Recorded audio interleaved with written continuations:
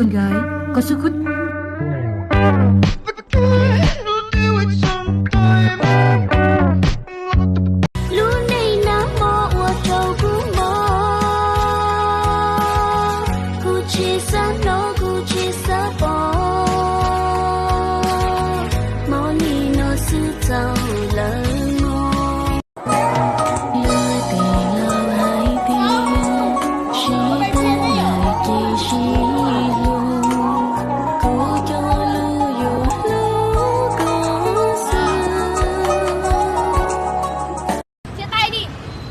Sao lại chia tay? Bởi vì anh không đẹp trai đúng không? Em không quan trọng là đẹp trai, mà em có người yêu mới rồi. Anh ấy thì có gì hơn anh? Bởi vì anh nghĩ là trai đẹp. Pernah kau berjanji waktu kau mesej aku, sungguh ku percaya dengan kata-katamu, tapi di belakang kau tipu-tipu aku, sakitnya hatiku, air mataku jatuh. Cháu lấy chồng nhá. Mày lấy chồng đi. Nhưng mà ai lấy? Cho này.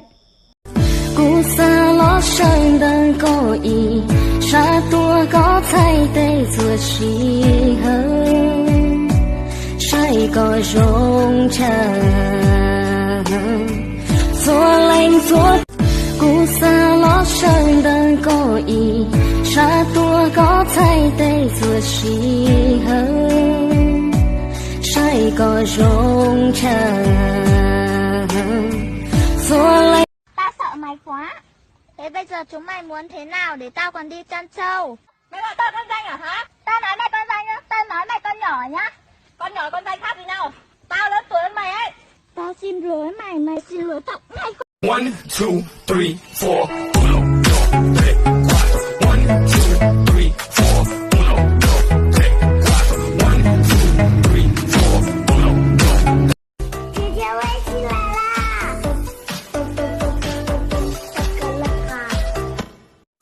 Mặt vì lai thật xinh gái, mái tóc hơi dài, người xinh thế này liệu rằng đã có bạn trai?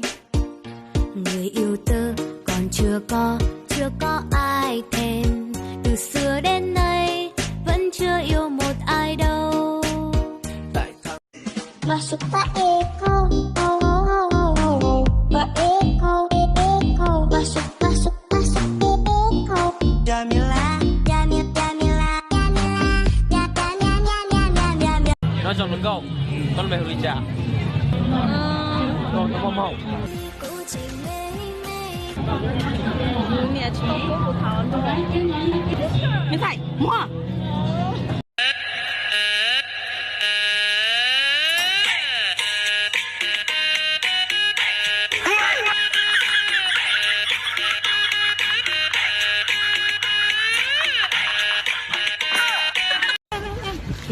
Con gái à.